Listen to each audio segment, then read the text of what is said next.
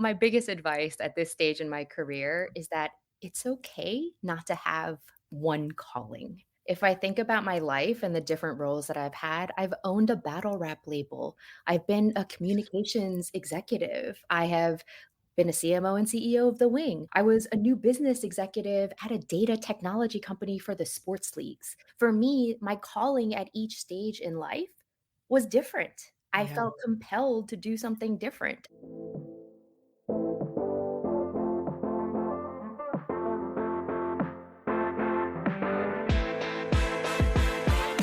Welcome to the She Speaks podcast, a podcast created to elevate women's voices across diverse backgrounds on topics impacting women.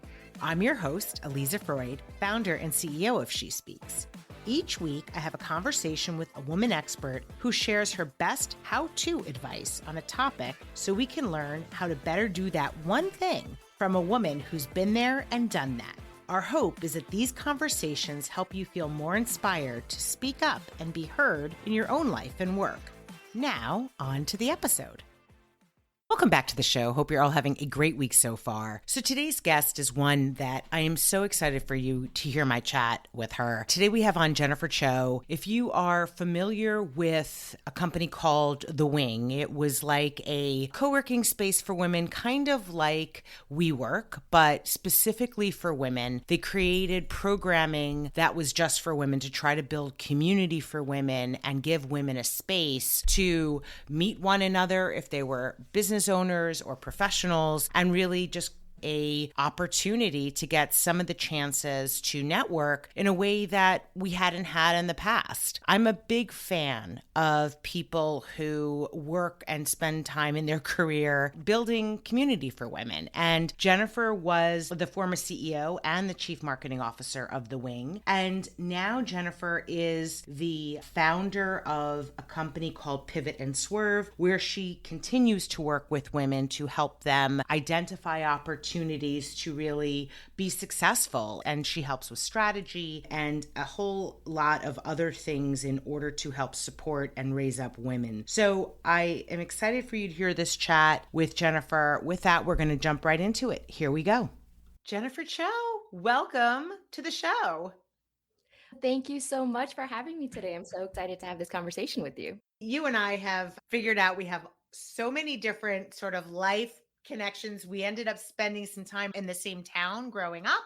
So both New Jerseyans in some way, shape, or form, right? There's So I am excited to have you on today because you and I met at a dinner recently, and I was so taken in with your story and the things that you've done and how you're spending your time now. So let's talk a little bit about your background. How did you get started? Yeah, well, yes, that amazing dinner that we had where we met so many people. We can talk about that all day. But I got started, grew up in Jersey, went to school in New York, was a good daughter, immigrant family, wanted to go to law school. So junior year, I got an internship. Coincidentally, it was an internship with an entertainment law firm that was representing Eminem. And let's just say my career took a different trajectory from that moment on. And it was when he was putting out his Marshall Mathers LP. So I quickly learned about the behind the scenes, the business of music. And I Mm-hmm. found it really interesting. To be honest, I was done studying. Album release parties and understanding marketing was so much more interesting to me. So I continued to work for them while I was in college. And then my first job out of school was in the music industry. So I landed a role with Blackground Records, which was under Virgin, who Mm-hmm. represented Aaliyah, Yes. Timberland, and Missy. So yeah, so music industry through internship from a law firm. Yeah, I love that. And then, so then you evolved. And now let's talk a little bit about what you cover today, because one of the things that you talked about that I found so interesting is this idea of how women are reinventing themselves and how women can find their calling. So you talked about what you did earlier in your career. More recently, you took on the CEO role, first CMO and then CEO role at a company, and then have evolved to doing what you're doing now. Let's talk a little bit about that experience first. And then I want to get into the whole reinventing yourself of it all. Yes, I've had multiple identities across my careers, and the opportunity with the CEO role at the Wing, the Women's Networking and Social Club, was not different from any other opportunity that I explored. I think Mm, through all of the different careers that I've had, the consistent theme is my own curiosity, trust in my relationships and my network. And mhm, lastly, is this a brand or a company that I feel like I can be additive to? Am I mhm, excited to either grow it, transform it, or mhm, be a different voice for an existing product or mhm, company? So mhm, the wing was exactly that. They had suffered some challenges during COVID. mhm, I had seen some of the challenges that were very public and public facing. And the mhm, question that I asked myself was, who was the team that I was working with? Did I have trust that they were about the transformation? And I did have that trust. I had worked for the executive chair through a nonprofit. Another mhm, thing, lived and learned experience, expanding your network and working with people outside of your day job. And I had a lot of respect for her. The opportunity to learn from her was really exciting to me. I also asked myself, despite all of the challenges, did women need a space? Did women mm, need community, help in meeting people in transitioning, like myself? Was challenging for women more than any other demographic, right? Like, we mhm, were taking care of so many other things outside of work, mhm, and I saw a lot of people transitioning from being entrepreneurs to having to take time off from their corporate jobs or the other way, and the network and the community at the Wing was really able to support these women as they were navigating what this new reality looked like, and I felt like I could be that voice, that I could be additive to that brand and mhm. bring the Wing to the world in the way that we needed. Yeah. You talked about the wing a little bit, and I have to tell you, I was aware of the wing just because I'm in the New York City area Mhm. and I was a female led startup.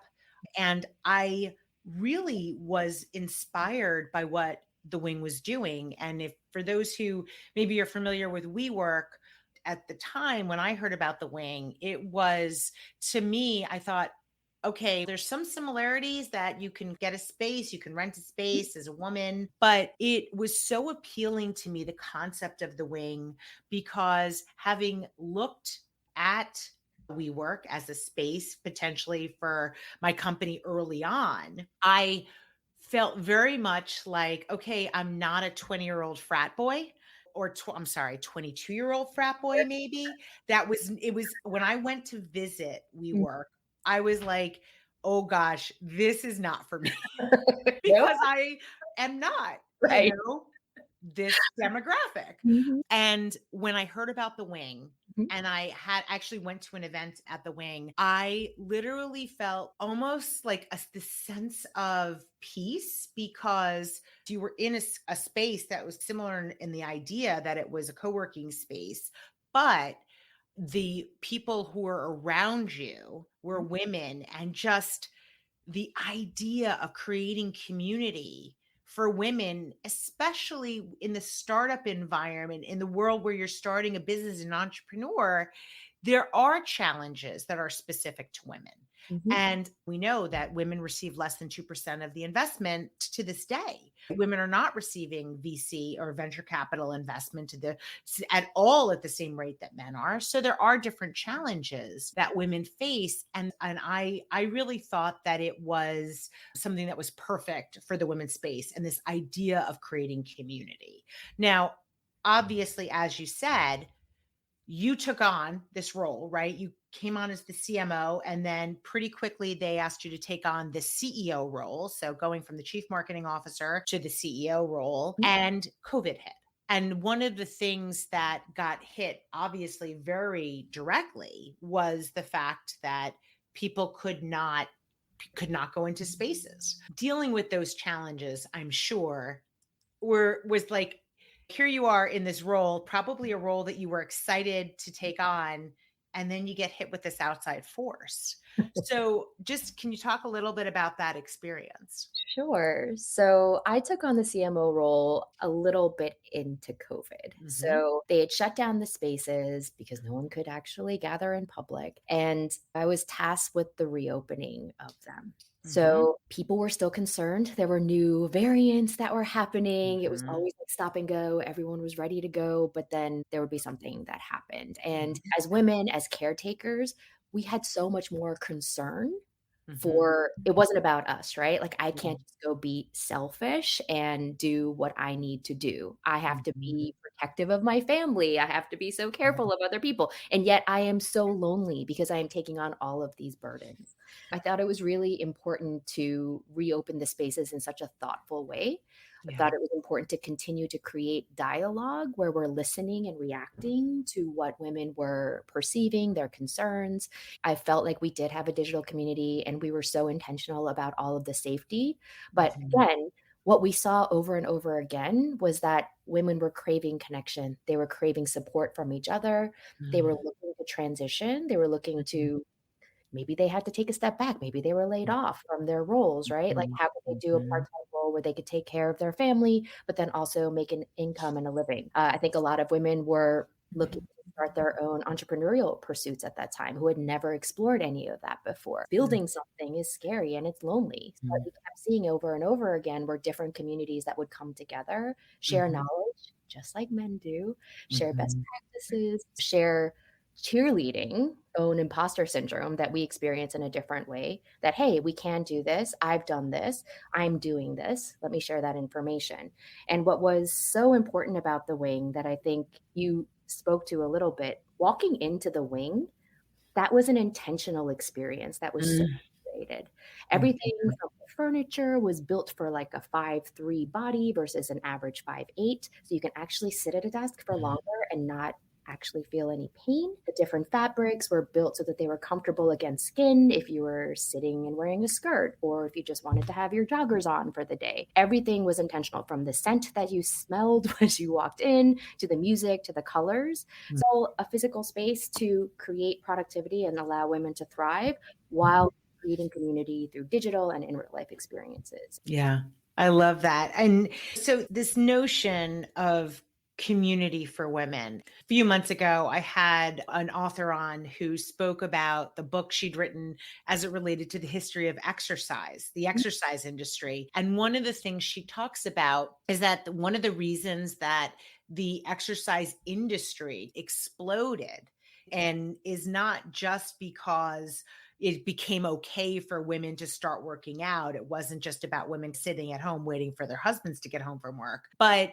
that this idea of creating community, this notion of Mhm, women being in a room together and exercising, and what that communal mhm. experience is. Yep. So if you think about this idea of community for women, I think it cuts across so many parts of our life Yeah, because we're looking for, we want to have a shared experience with yeah. other people, right? And women in particular. Tot So I love that the wing was really focused on trying to do that from a work standpoint. Definitely. I think that's the same for any underrepresented community. I thought the Mhm. intersectionality of women in the wing was also really interesting because if you Mhm. see someone like yourself starting Mhm. their own company, excited about it, meeting people and having some early success, Mhm. then seeing is believing, right? Oh, I can do that too, right? And there's Mhm. something to be said for that camaraderie, that community, Yes. and that validation. Yes. I love that you said that because when I was launching my company back in 2008, Mhm. I came from corporate America. I was a brand marketer at American Express, Mhm. and I didn't know female entrepreneurs. I just Mm, wasn't surrounded with them. yeah. I didn't really have a reference point.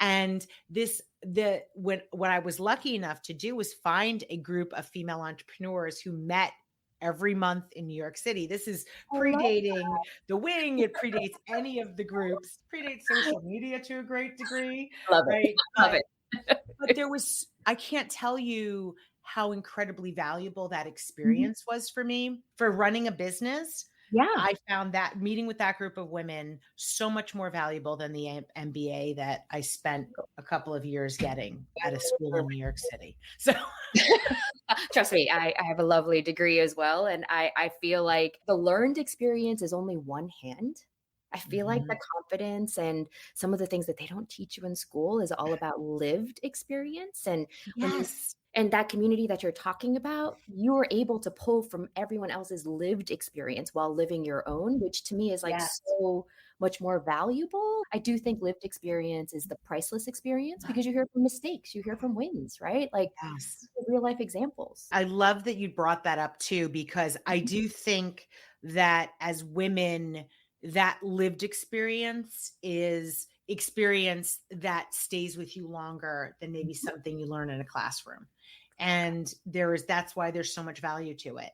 Let's talk a little bit about your pivoting, right? Yeah. So I actually founded my consultancy at the onset of COVID. It's called Pivot and Swerve because I feel like sometimes there's a fork in the road and you have to make a clear turn.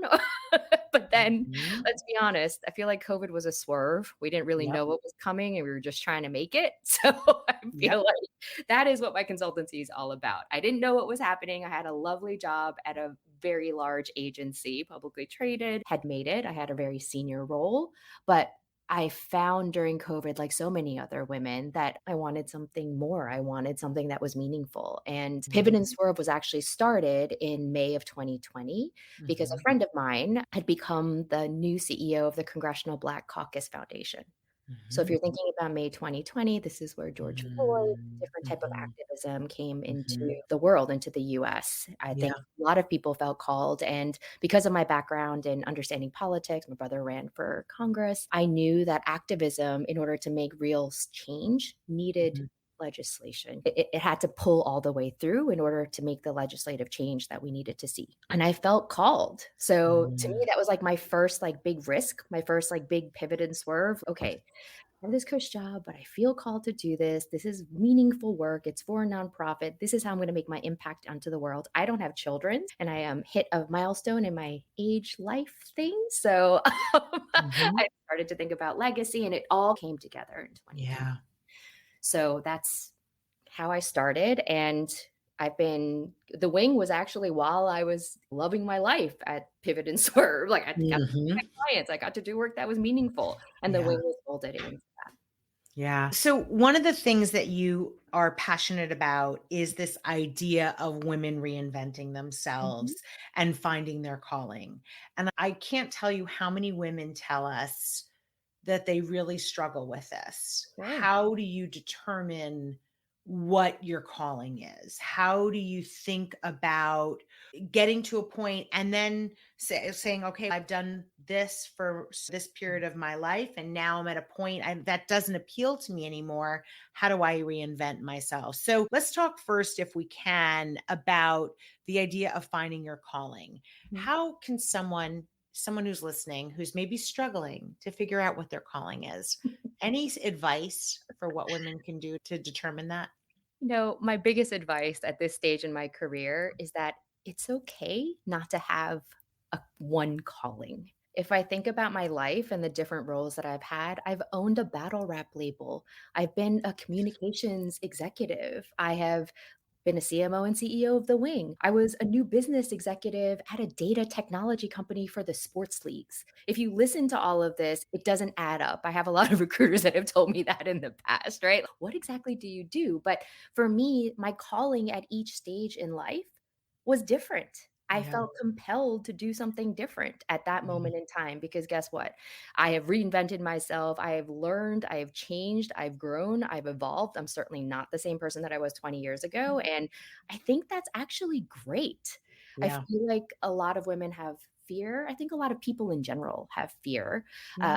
about reinventing themselves because there's the Right. risk of maybe I have to take a step down, or maybe there's like a title change. I have to take like a pay bump, or whatever the concern could be. But as someone who's taken those risks over and over again, I feel like that learned and lived experience across all of these different companies, across all of these different roles, with the connective tissue of trust and relationships, right? My Mhm. own curiosity, all the things that I've learned in trying to be great at these roles has made me the person that I am. And in my opinion, the leader that I need to be. I Yeah. think CEOs that have come up from, we always hear the stories about the mailroom to the CEO of like one Yeah. company, like full Yeah. vertical job. That's great for some people, but in the world that we live in today, that's so complex. Yep. Everything is intersectional. Your customer, your employees, your teams, the business. Companies are being called to actually have like social impact decisions and influence change, right? There are so Mhm. many things that are happening. What better leader than someone who can pull from all of their past identities, all the people that they knew in their identities, Yeah. and make it make sense for you? Yeah. I love that. We talk about also a lot on the show Sure. is that this notion of self-awareness, like Mhm, how do I get in touch with what I want and who I am and mhm, all of that? Do mhm. you have any practices that work for you that you might share about like building self-awareness, how you can get in touch with that, all of those good things? Definitely, and I think the most important thing is to make sure that you are around people that inspire you, that are Mhm. interesting to you. Mhm. Most of the jobs I've been interested in have been because I've seen someone doing something in an industry that I find Mhm. interesting. I wonder if I could do that. I'm curious. That sounds interesting or exciting to me. So, how do you meet those people? I think there's a number of different ways that you can do that. You can just tap into your network and ask someone for coffee if they're Mhm. in like a company or a role that you find. You can also volunteer your time. I've Mhm. gotten so much experience from Mhm. participating on unpaid boards or volunteering Mm. at an organization in a role that I might not get hired for, but Mhm. I can actually volunteer and provide value to that organization. So I also believe in self-study. I've always been someone that's been curious. I've always been an Mhm. academic. In the world that we live in today, there are a million classes and Mm.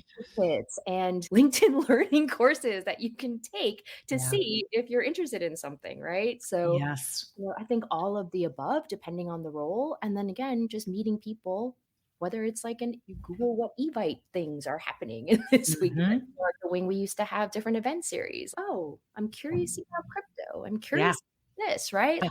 Tells you about some of those things, you can go and just attend, right? So Mhm. just really exploring and trying to get a baseline for yourself to gauge your interest. Mhm. Yeah.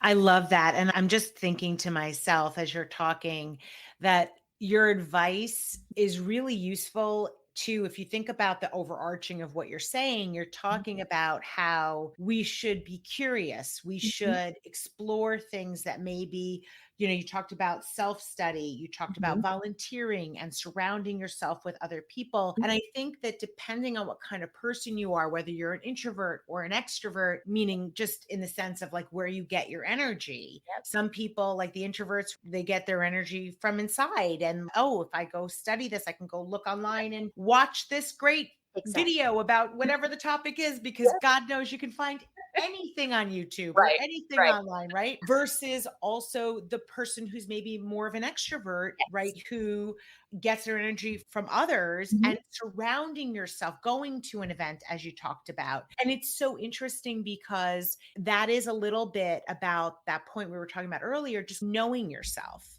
definitely. knowing what motivates you. Mhm, So I think that's a little bit of the part I was mentioning about you have to know yourself mhm, and know what particularly works for you, mhm. and then trying to pursue that as the way to stimulate your thinking. We all kind of work differently that way. Can you talk a little bit then about then the process for reinvention? We talked about how do you figure out what you want, and you gave, I think, some really good advice there. How does one go about reinventing themselves?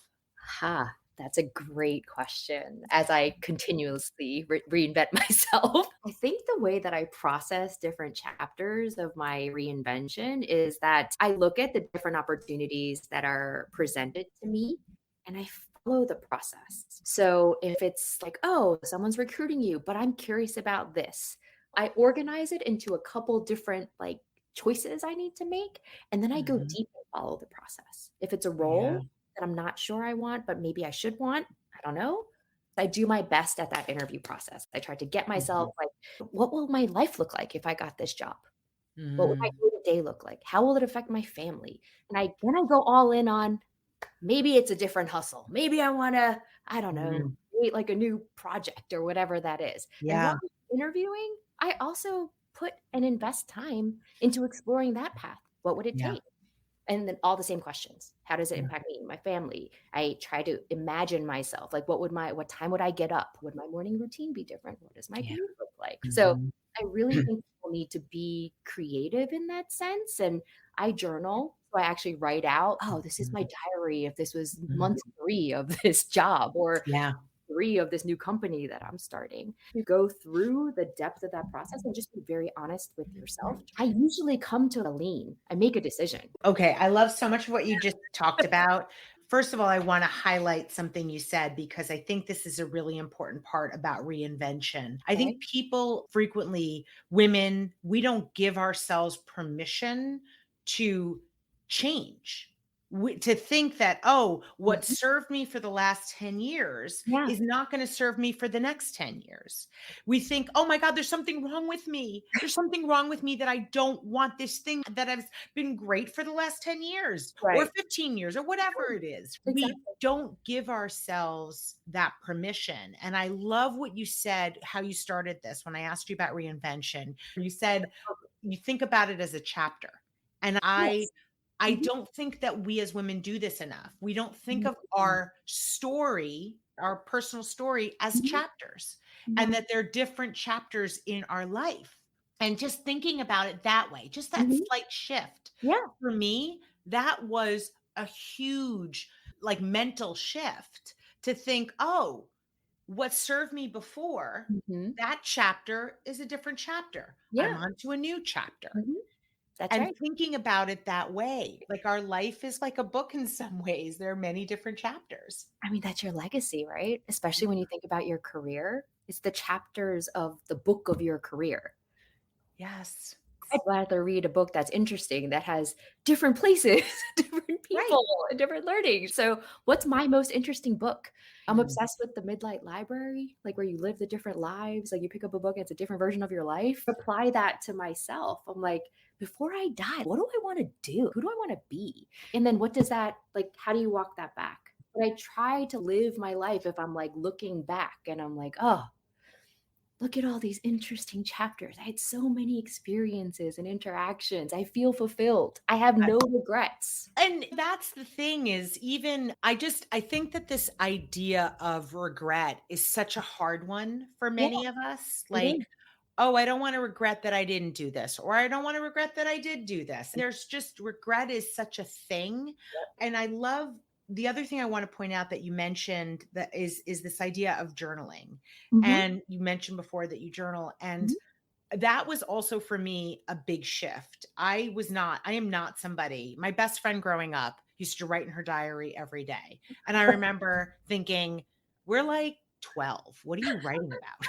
What are you like, also, who cares? What are you doing? Are you gonna It's like read this this I just write what I'm thinking and morning? what Right. how the day went and whatever. Yeah, I'm like, why would yeah, you do that? You just yeah, experience the day. But I think now, many years later, I'm like, she was so smart that she was yeah. doing it. And Mhm, I started that process of journaling. mhm. And I had recently Candace Nelson from the founder of Sprinkles Cupcakes, Oh, and she's on television shows. She's been on yeah, the podcast as well. She was a guest. And something she said to me really struck me yeah. because she talked about journaling. And she said, I frequently don't know what I'm thinking until I write it down. Same. It's strange how, like, your like kind of mental state comes out on the page.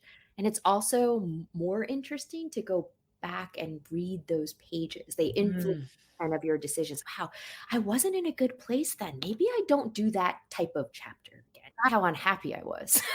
Or the opposite. I was so happy like mhm, doing this. Look at this like entry. Like I was so mhm. excited. I remember that. I'm like, what would do that for me now? And I think too, the other benefit on the podcast about journaling is that it also reminds you because I don't know about you, but I forget very Oh, quickly how what 10 year ago Lisa thought versus now. It's just not something that I'm thinking about, aware of. When yeah. you go back and you look, you Yeah. go, oh, I Yeah. did have another time where this was what was on my mind. Mhm. And there's something comforting, I think, in that as well. Definitely. You're getting to know yourself, Yeah. like, I remember we talk about this all the time as a marketer, I have the hardest time, like, writing my own resume or talking about myself. But journaling is like a Mhm. private practice where like everything is there on the page. And I feel like Yeah. I get to know myself when I read my entries. I love that. Last thing I want to ask you Sure. is when thinking about your career, what you've done, your experience, what is one piece of advice you wish that you could give your younger self? Mm. If I were to talk to my younger self, I would tell her that it's okay to not have it figured out, that it's going Mhm. to be all right. And Oh in my God. You as just long as you said believe it's in going to be yourself, all right. it's gonna be all right. Mhm. Because in hindsight, I can write about my awesome career and all these awesome chapters. I'm on this podcast because of all of that. But trust me, when I was making those decisions, I was biting my nails down to the core. I was like not sleeping. Gosh, am I gonna get paid? Am I gonna do well in this role? I'm not Mhm. sure. I'm studying really hard. And there was so much angst in making these pivots. And Mhm. I would just tell her, as long as you are true to yourself and you are exploring who you are, everything will be okay. That is such great advice. I love that. I think it rings true for so many women. We always fret about how something is going to be because we worry and we're earnest. I think as women, we're pretty earnest. We Sure. want things to be right. We want to get it right. But there is something so reassuring about saying to yourself, it's going to be okay. It's gonna be okay. I wish more people would say that to themselves, be kinder to themselves. Mm, Also struggle with it's okay not to know who you wanna be. I still don't yeah. know who I wanna be. I Yeah. keep figuring it out, Well, right? and as we just talked about the chapters, the like Yeah, who we want to be can evolve. correct. And And it's okay yeah, if it does. it's actually beautiful when it Mm. does. Yes. I love that. All right. Jennifer Cho, how can people find you, follow you if they Yes, want to learn all about the amazing stuff that yes. you're doing, will continue to do. You can follow me on LinkedIn, Jennifer Cho. You can find me. I am the Jen Cho on Instagram, and you can follow me at Pivot and Swerve. Thank you so much for spending time with me. Thank you so much. I really appreciate the opportunity to be on this show, and I really enjoyed our conversation. Thank you for listening. If you're an influencer or a brand that wants to work with us, please feel free to email us at info@shespeaks.com. Until next time.